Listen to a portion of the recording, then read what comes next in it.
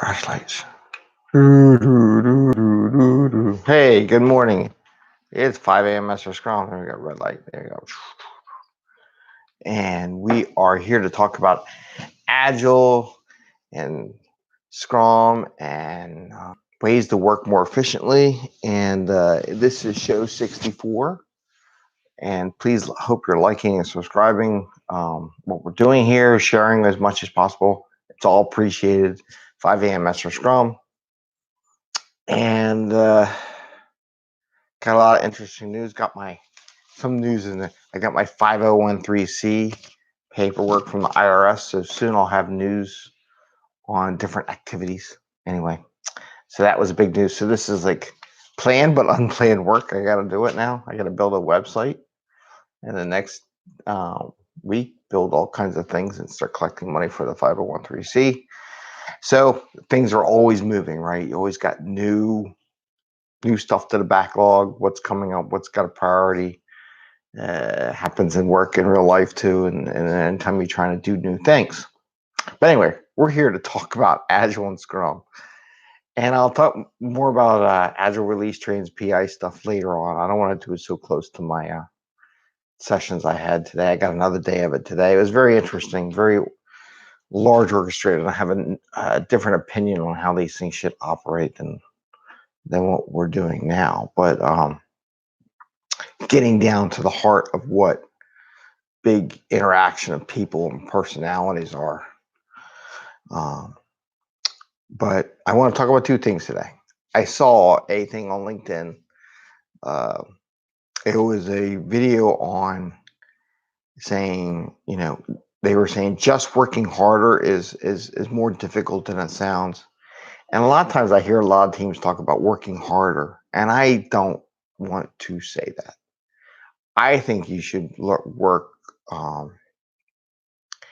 just don't work on things that are not needed at the time. Very lean thought process.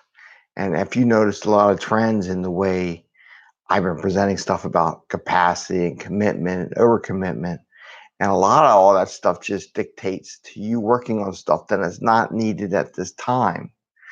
And by not working on stuff that's not needed, you have more time to do stuff that's really needed. And therefore, you don't need to work harder at what you do. It's a different mindset on how to do things, right? It's a different mindset. Let's hire more people.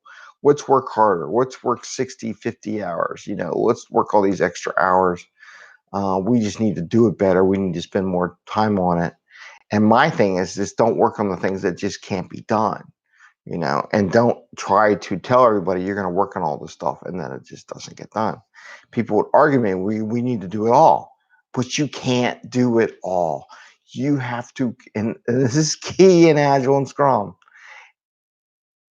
And because it's a very fine, it's a good combination. Key of, you have to realize you can't do everything.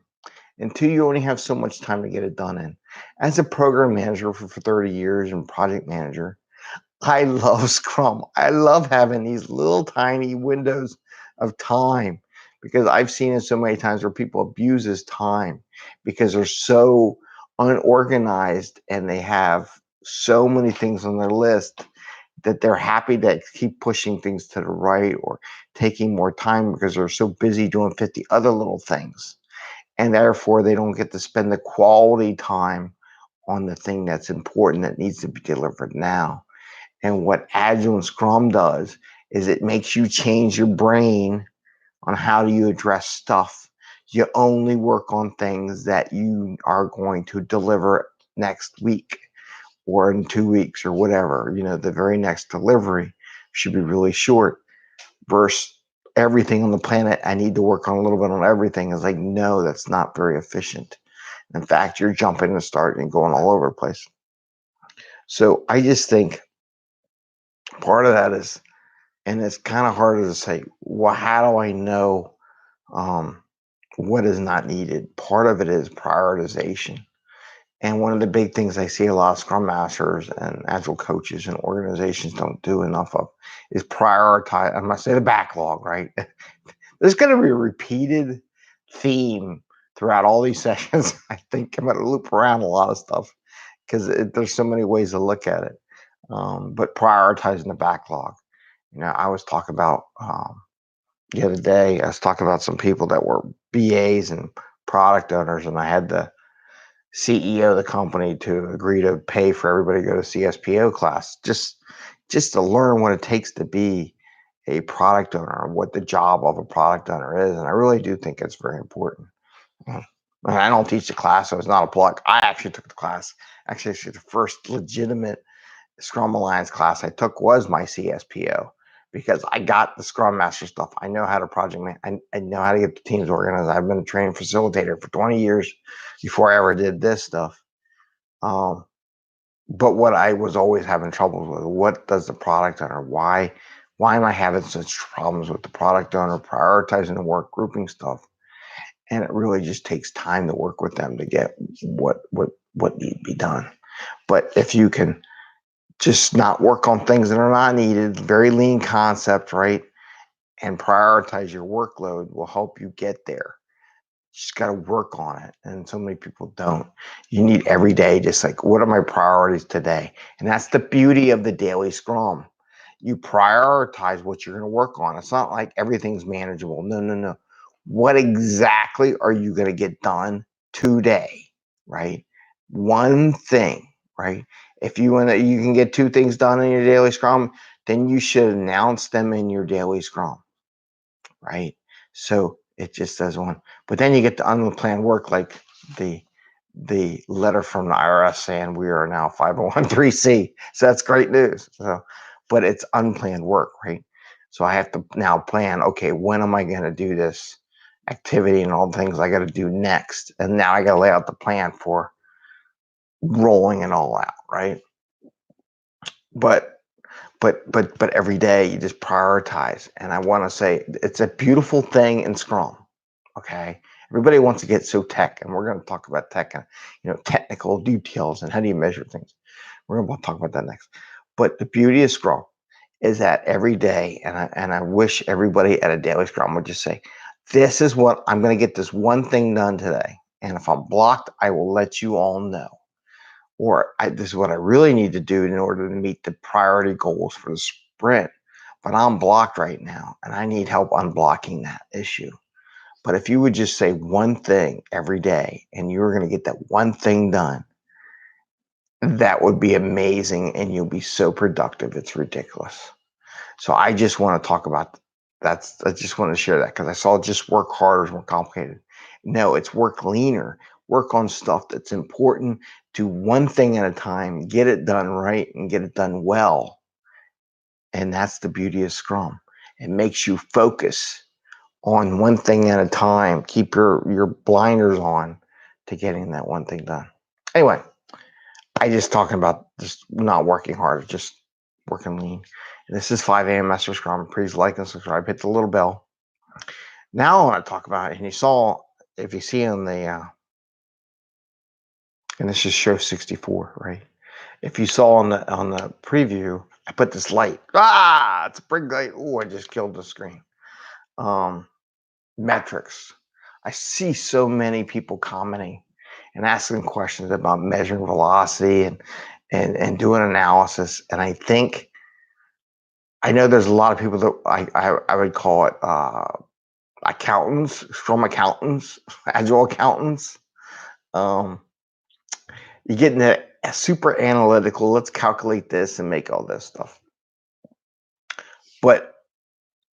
And I'm really good. I totally get metrics. I build dashboards all the time. I built metrics for everything. And the real key thing is like the guy who invented points is like, I'm sorry, I invented points. Because people tend to abuse it, right? They don't get it. They don't understand why. I look for, I share the spotlight, but I look for this one, which is a bigger light, right? Which is a bigger, wider light versus something like this, which is, I'm going to put the spotlight. This is how I view metrics. This is how I accountant views metrics with the spotlight point. I use them at a macro scale and not a micro scale. A micro scale would be something like looking at hours, like how many hours does a person work, or how many hours does it take to do a point, or how many hours does it take to do something? How many hours do they have left in their capacity? Me, I look at it at a macro scale. Is the change in velocity going up? Is the change in velocity going down? Is the change in velocity going nowhere? There's no change, right?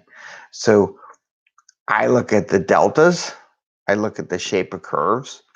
I look at one of my clients every once in a while, because I do a pie chart, and I gotta reach out. I get my little drawing board, so I do a pie chart on all my metrics. Let's just say it. Let's take tasks versus. Oh, moved around.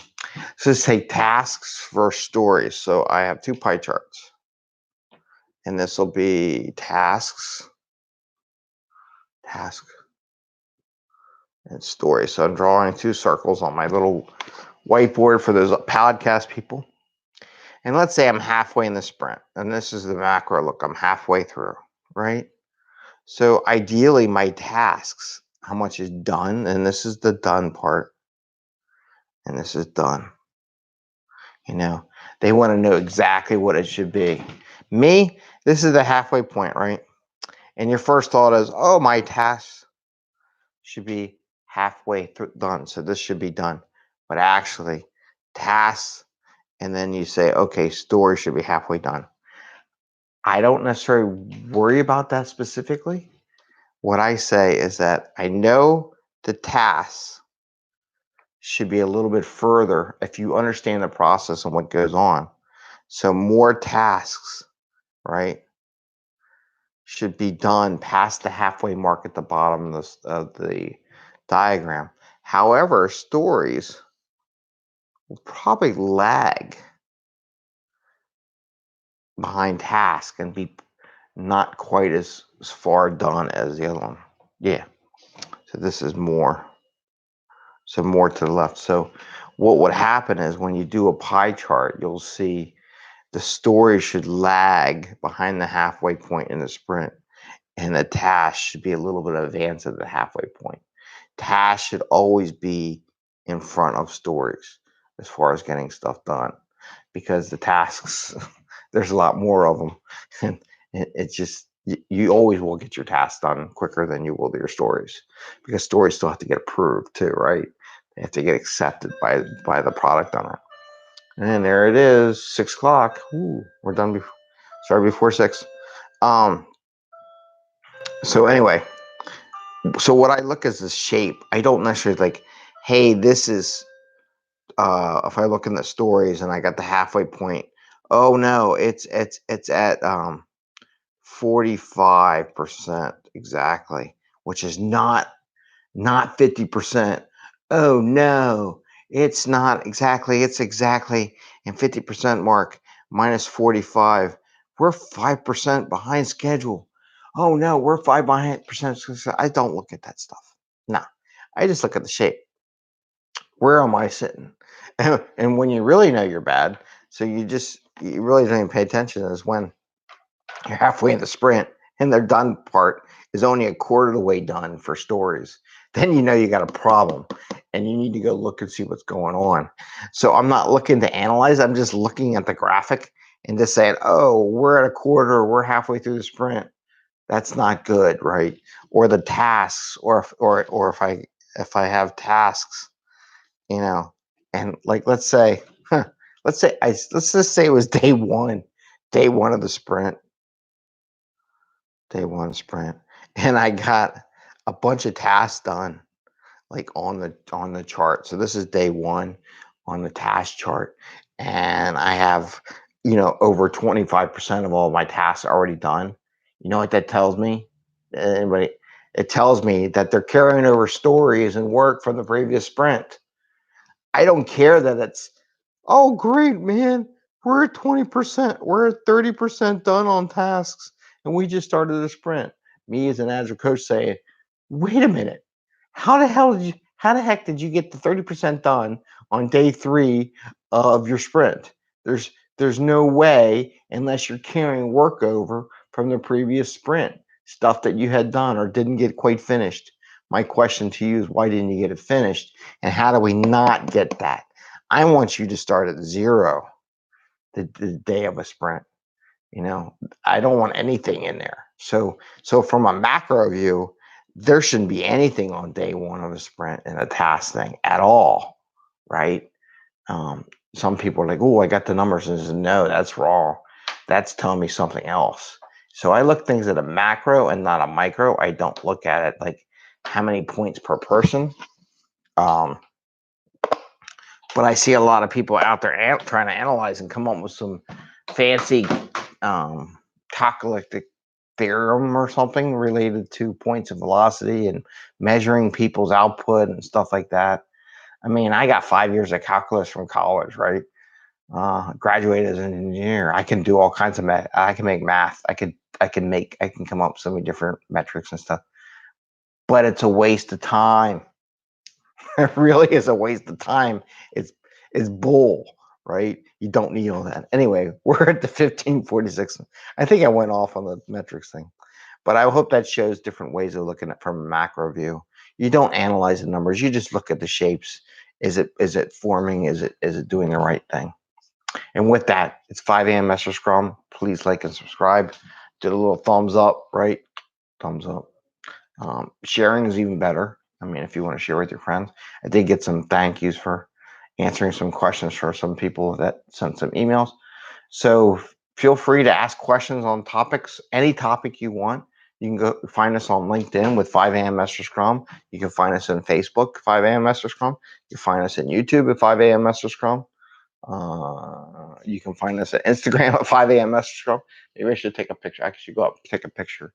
It's dark out. I don't know what the picture will show if at 6 a.m. in the morning here in Philadelphia. But good morning. We're going to sign off. I hope you have a great day and happy scrumming. And we'll talk more as we go every day at around 5 a.m. So take care, enjoy, and have fun. We're going to go off and do some fun things. I got some good stuff coming. All right, take care, you all, and you have a great day. Bye. And we're out.